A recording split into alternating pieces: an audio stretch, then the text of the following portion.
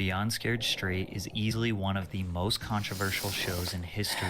Parents of troubled youth pay for their children to tour the inside of a prison or county jail so they can be exposed to the dark reality of life behind bars. When they arrive, they meet with real inmates who strike fear into them with threats, with the goal being to prevent today's teenagers from becoming tomorrow's prisoners. But their exposure therapy techniques are definitely questionable. What the wrong with you, dog?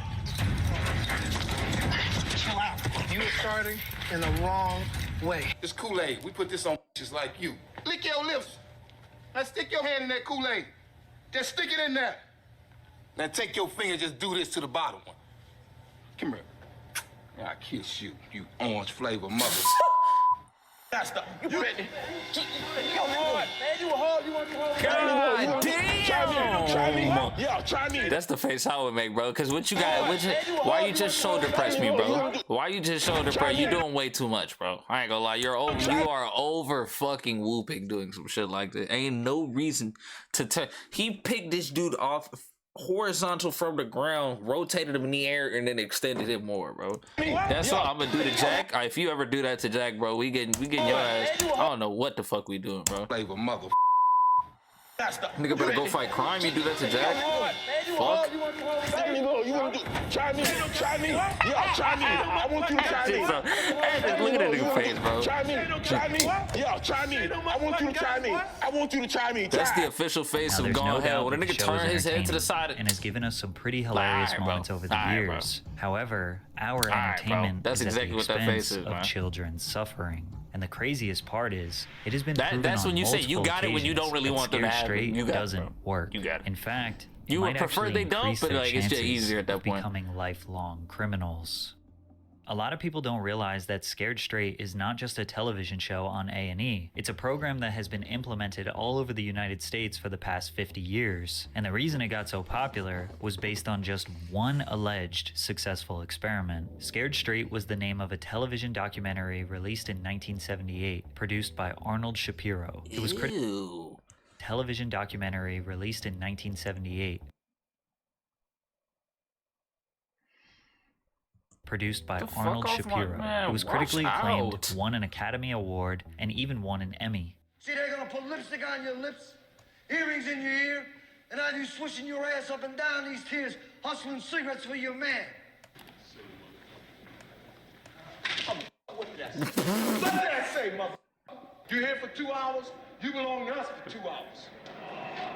The film documented youth offenders who visited Rahway State Prison in New Jersey. They met with inmates with the goal of being so scared of going to prison that they went on to live a straight or crime-free life. The documentary claimed that 80 to 90% of the 8,000 children who visited Rahway's program would go on to remain law-abiding citizens afterwards. The popularity and surprisingly positive results led to more than 30 states rapidly implementing the program. Damn. No further questions were asked. Jails and prisons all over the country saw one documentary and thought they had a solution to all of their youth offender problems. The program's validity was immediately questioned by juvenile delinquency professionals, but that didn't stop it from becoming popular. The original documentary was followed by Scared Straight, Another Story in 1980, also produced by Arnold Shapiro. This one was just a dramatic film. The subjects were actors who did scripted reenactments of their petty crimes, which led them to entering the Scared Straight program, being screamed at, and then feeling reformed after a couple overnights in the prison. Then in 1987, Scared Straight 10 years later aired. I'll be your host for Scared Straight 10 years later. A fascinating update on what's happened to the kids and the convicts filmed a decade ago. What I steal, I need, and I want. It's embarrassing. 10 years ago, yeah, I did that. I did that to look. There's endless amount of possibilities. You have psychology. It's not endless. Education. It's probably an Good. end. Now the difference is I want to look good, but I like to pay for what I take. We got to see the original 1978 crew, and they all explained how much the program changed their life for the better. The second half of the documentary introduced a new group of troubled teenagers. After their trip to Rahway State Prison, the documentary claimed that all 17 of the youth offenders were crime-free just 3 months after their visit. Then MTV connected with Shapiro for another sequel, Scared Straight 99. This documentary was potentially the most raw and shocking of them all. The prisoners were threatening these kids to levels we had never seen before. One inmate made a kid hold his pocket as he walked around the cell. As a matter of fact, hold on to this mother. Hold on to my mother. White dog, you get killed, mother. And you walk with me, mother.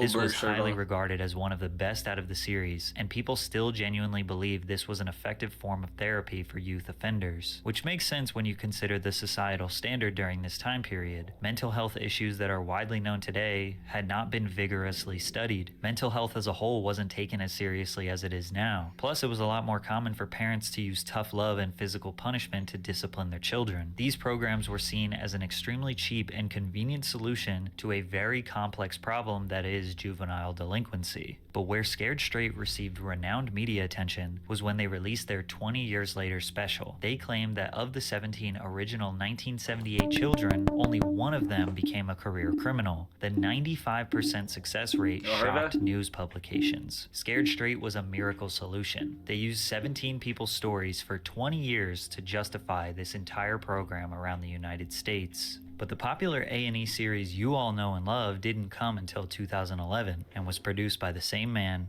Arnold Shapiro. But first, a quick word from our sponsor. Underdog Fantasy is a...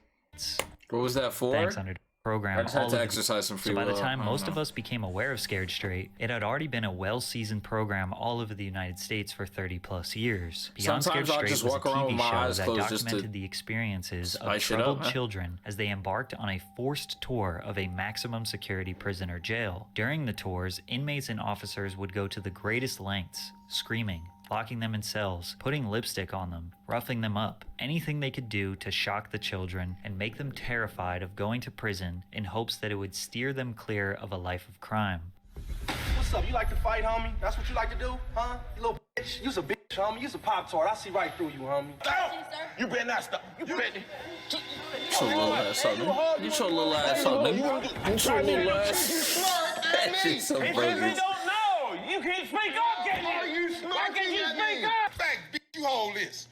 You drop it, I'll smack out of you. I don't give a about going. This was the most staggering and horrific Scared Straight program we had ever seen, and people loved it. The show's premiere alone attracted a staggering 3.7 million viewers, making it the most watched original series debut in the network's history. The undeniable success of Beyond Scared Straight led them to producing 83 episodes across 9 seasons, spanning from 2011 until 2015. But the most eye-opening realization about this show is that the Scared Straight program was proven by the federal government not to work. Since the release of the original film, many justice institutions and criminal prevention professionals have thoroughly studied the effects of the program to determine if it actually works. Surprisingly, numerous studies have shown that the Scared Straight method can actually do more harm than good. The most significant study was conducted by the U.S. Department of Justice after the release of the original film. They examined the outcomes of 9 controlled trials conducted from 1967 to 1992. This involved over 900 children, with the average age of 15 to 17, who participated in Scared Straight-like programs in 8 different states. Also, each study was conducted by a different research team. Every one of these studies also had a control group that did not attend a Scared Straight program. So they were comparing youth offenders who went to Scared Straight versus youth offenders who didn't attend one, and measured their likeliness to become a reoffender. The study found no evidence to support the effectiveness of Scared Straight in similar programs. In fact, all analysis showed that involvement in these programs increased measures of crime and delinquency. In nearly every one of the 9 studies, the group who went to Scared Straight had a higher rate of reoffense than the group who didn't go. After this comprehensive study was published, many others were conducted with different test subjects, different age groups, and different crimes. Many of the studies would produce very similar results. In 1997, University of Maryland researchers completed a report for Congress on the evidence for various crime prevention strategies. The researchers had no problem listing Scared Straight as one of the programs that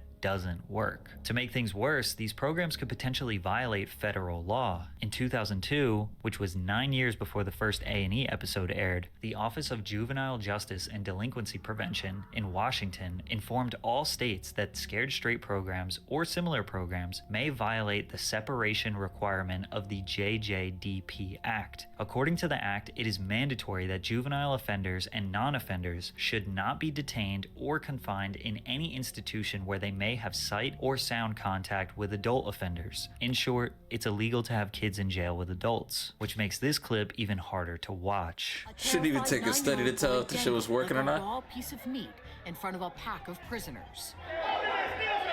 His crime: stealing pocket change from his mom and lying. I think we can all agree that traumatizing a child to this degree for stealing pocket change is insane. Then filming it, editing it, and putting it out into the world is next level. One time they even showed these children a body and described to them what their parents would experience if they go to jail and die while on the inside. These programs typically break these children down. They start crying, are mortified, and just want to go home. But the sad part is, their home life is probably rough as well. On the surface, the concept behind these Scared Straight programs makes sense. Troubled kids are so afraid of prison that they change their ways to avoid such a dark future. However, there are multiple examples that say otherwise. Toby Keith Johnson was first featured on the show on season 3, episode 13. He was quiet and didn't show any emotion. The guards tried to break him down and make him feel bad about his choices, but he didn't budge. At the end, when the parents reunite with the children, Toby's mother didn't show up. 8 months later, Toby was featured on the show again. This time, he was an inmate. He was incarcerated for allegations of assaulting his mom. He got out 2 years later on parole, but sadly, continued a life of crime. He was arrested multiple times on meth and gun charges, but the most recent one was the worst of them all.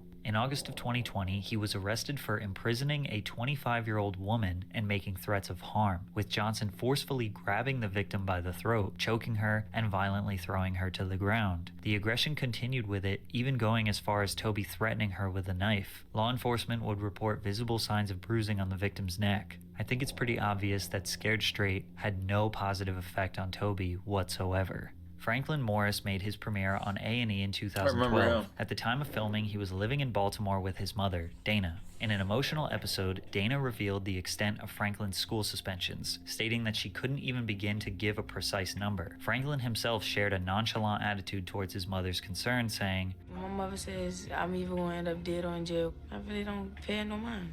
At the young age of 14, Franklin participated in the program, already having convictions for gambling and vandalism. One of the incidents that landed Franklin a spot on the show saw Franklin and his friends wreak havoc in a store, knocking items off the shelves and vandalizing a local shop. Years after his time on the show, Franklin Morris became one of 3 teenagers who met a grim fate near a playground in North Baltimore. Alongside a 19-year-old and a 17-year-old, Franklin was found shot in the head and pronounced dead at the scene.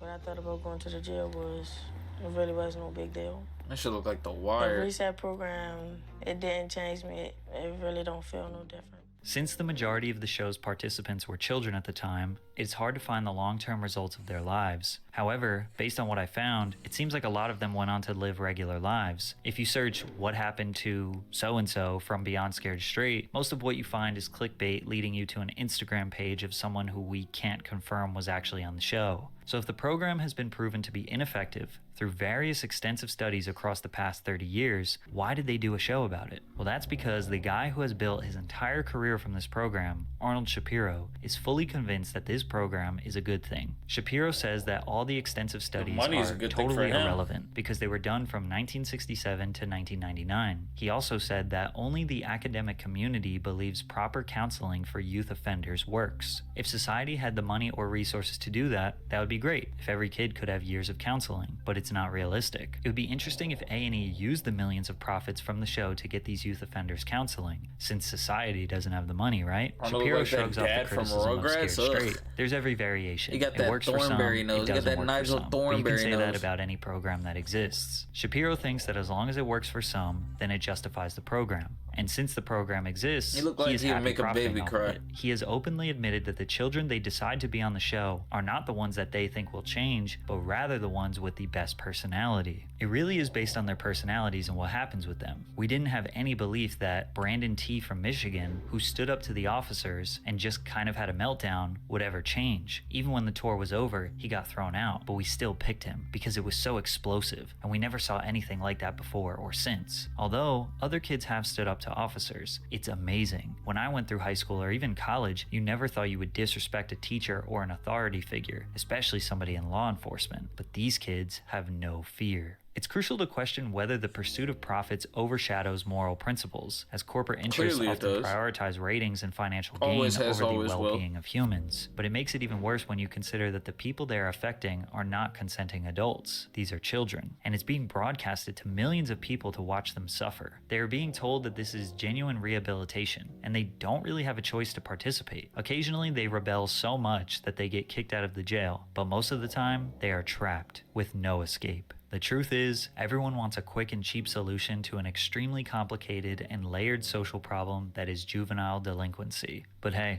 as long as it works sometimes, it's all good. Right? I know his presentations in school used to be gas. I could tell, bro. His ass just get A's and shit. Fuck off my screen with that.